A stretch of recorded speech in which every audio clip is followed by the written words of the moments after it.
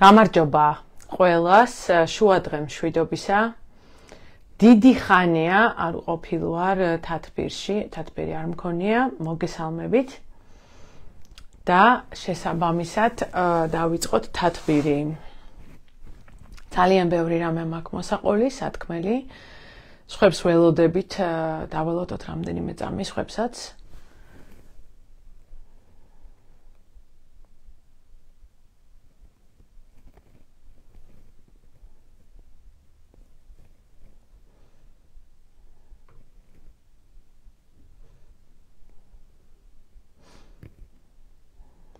ბევრი რამე მინდა შევაჯამო დღეს ჩემი ერთგული მსმენელისთვის მინდა შევაჯამო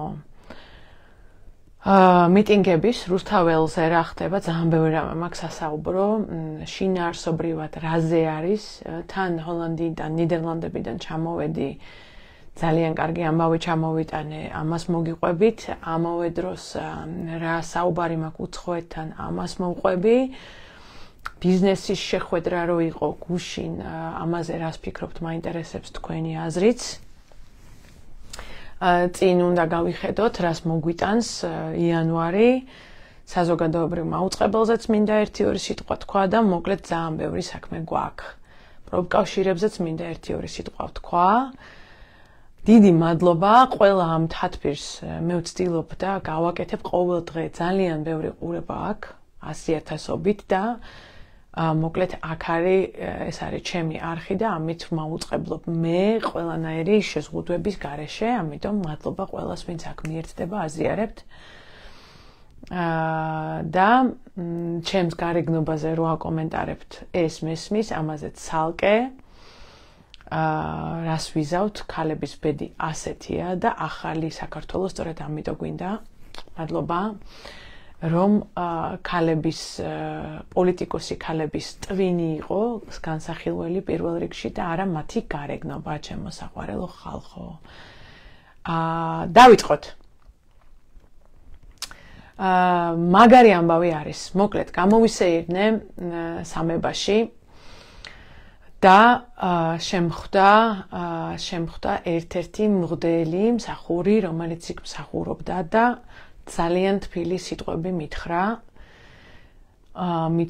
რომ მოკლედ მთელი ეკლესია თქვენს გვერდზე არისო შეიძლება ჩვენ დიდად საჯაროდ ვერ ვაქტიურობთ და ხმას ვერ ვიღებთო და ეს ძალიან მეჩვენა ძალიან გულისხმიერ ამბად მაგრამ ვიცოდეთო რომ ჩვენო ვქომაგობთო ეს არისო ეროვნული მოძრაობა და ეროვნულ მოძრაობას ვქომაგობთო აუცილებლად გავიმარჯვებთო და კიდევ ერთხელ დავრწმუნდი მე ყველას მინდა გითხრათ რომ შეიძლება არის ხალხი რომელიც რუსთაველზე არ არის რომელიც რუსთაველზე ვერ დადის მაგრამ ეს ხალხი ქომაგობს არ შეიძლება იყოს რუსეთის მხარეს ეს ხალხი ქომაგობს საქართველოს დამოუკიდებლობას და მათ შორის ნამდვილი მართლმადიდებელი ქრისტიანები იმიტომ რომ თუ გავიხსენებთ რამდენიც გინდა იმდენ ამბავს მათ შორის ამბროსი ხელაიას ამბავს ხო გაიხსენეთ შეხედეთ ზვიად გამსახურდიას გამოსვლებს რომლებიც არის YouTube-ზე ძალიან ბევრი ეს იდენტობა მართლმადიდებლობა ჩვენი რწმენა სიყვარულზე დაფუძნებული არა სიძულვილზე არა ღვაწლზე არა დაპირისპირებაზე არამედ სიყვარულზე შენდობაზე მიმტევებლობაზე დაფუძნებული ასევე გადაჯაჭვული არის ჩვენს იდენტობასთან რომელიც არის ქართველობა ეს ორი რამე არის ერთად და ყველა ადამიანი რომელიც ამ ორ რაღაცას ერთმანეთს აპირისპირებს ამას ისტორიულად აკეთებდა რუსეთი და ის არის გელათის ჩამრეცხავი აი თუ ეჭვეგეპარებათ ქართულ ოცნებაში ხო ქართულ ოცნებაზე ჩადით და ნახეთ რა დღეშია გელათი გეხვეწებით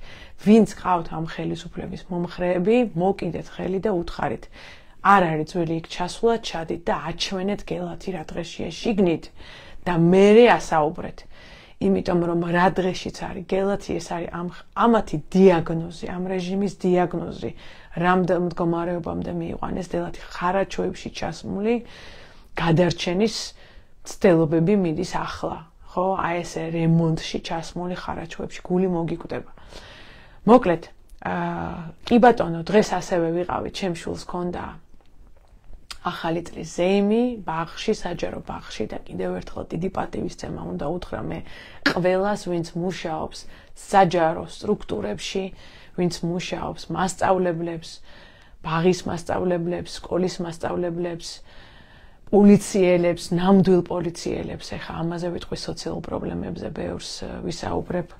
ეს ხალხი ამ ხალხზე დგას ჩვენი სახელმწიფო, დღეს თუ აი ეს რაღაცა კონტურები გვაქვს და არ შემდგარი სახელმწიფო არა ვართ, ეს არის ამ ხალხის დამსახურება, რომელსაც 1500 ლარი აქვს ხელფასი, 500 ევრო, 500 დოლარი.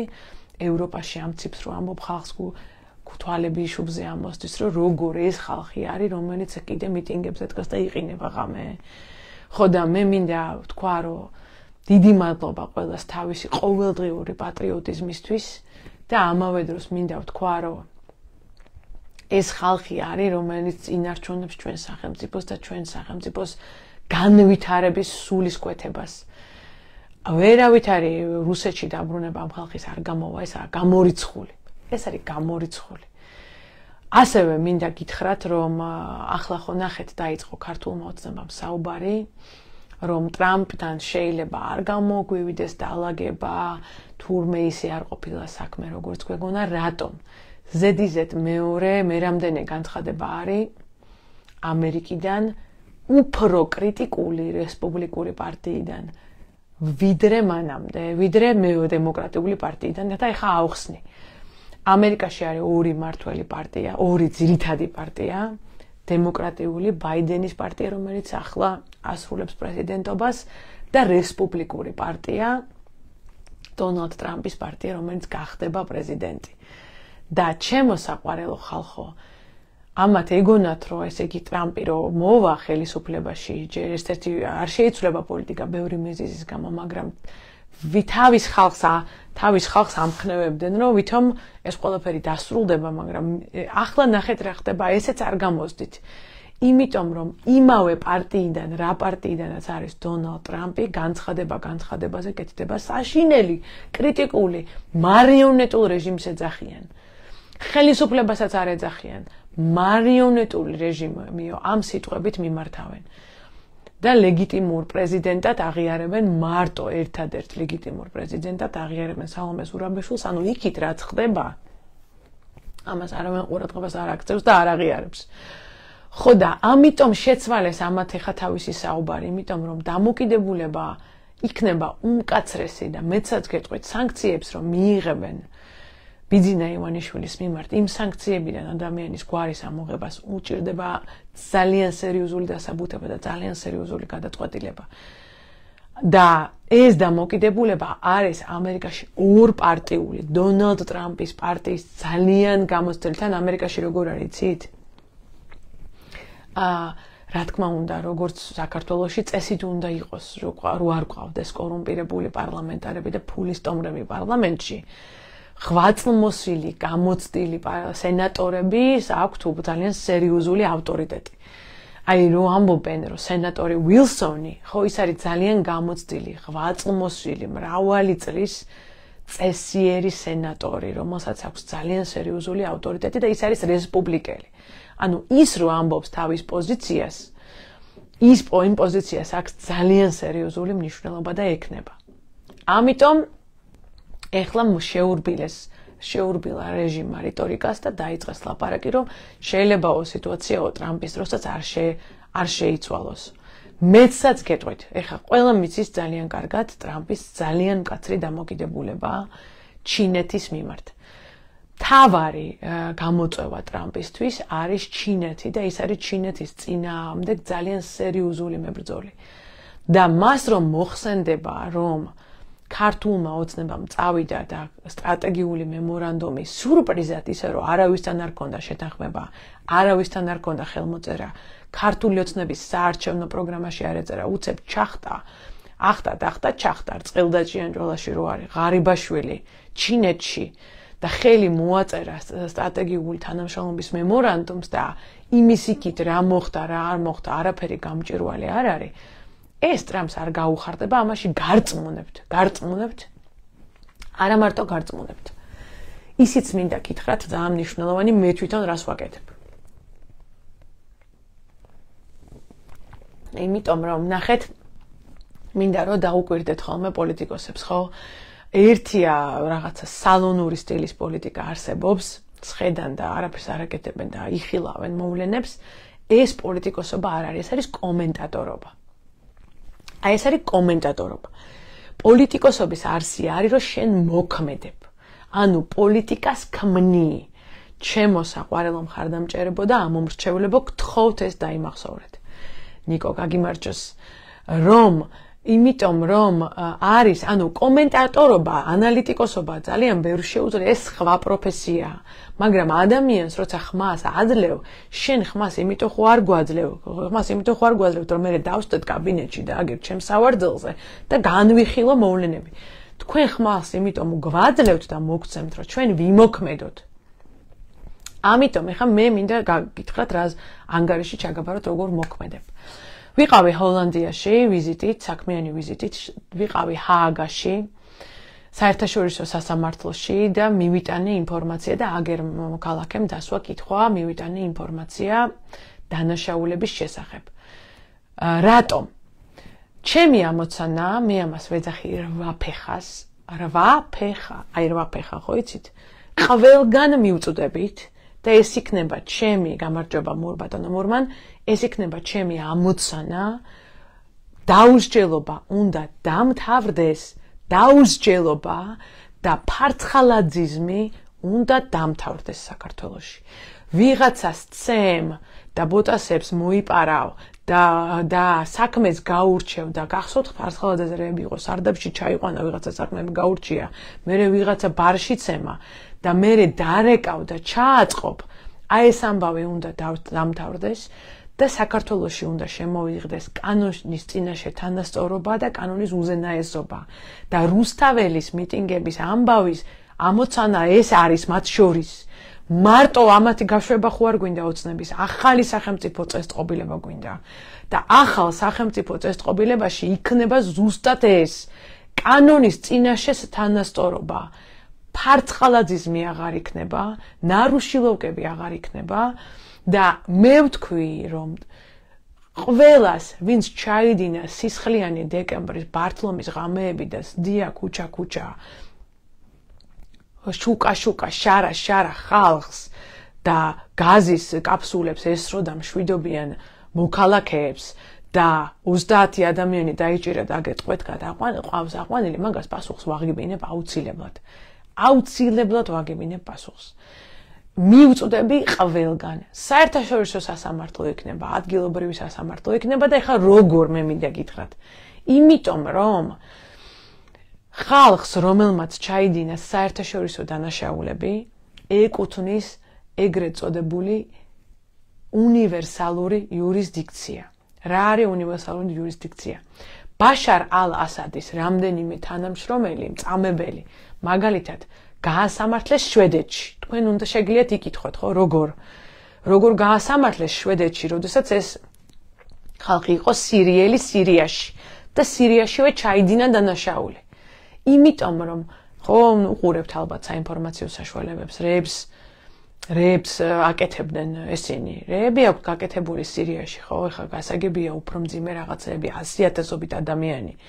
100,000-ობით არის ადამიანი არის დაკარგული უგზოვიკლოდ და დამარხული ყავთ მასობრივად. მაგრამ ეს ხალხი რატომ გაასამართლეს შვედეთში და შვეიცარიაში? იმიტომ რომ ასეთი დანაშაულები აქვს ჩადენილი და ასე ვაგებინებთ ამათ პასუხს. ნახავთ. ამისთვის პირველი რა გავაკეთე, ვიზიტი ჰოლანდიაში. პირველი ჯერჯერობით ბიძინა ივანიშვილი ხო არ დაუსანქცირებია არავის. პირველი გადაწყვეტილება მოთხოვნა ნიდერლანდების პარლამენტის ჩამოვიტანე მე, რომლითაც მოთხოვნილი იქნა დასანქცირება კონკრეტულად ბიძინა ივანიშვილის.